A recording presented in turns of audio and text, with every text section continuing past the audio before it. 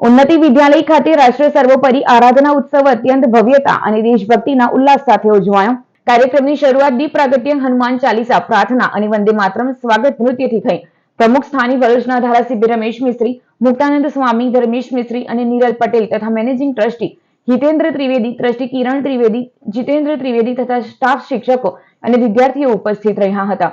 વિદ્યાર્થીઓએ દેશભક્તિ ગીત, નૃત્ય, અભિનય અને સાંસ્કૃતિક કૃતિઓ દ્વારા રાષ્ટ્ર સર્વોપરીના સંકલ્પને જીવંત કર્યો હતો।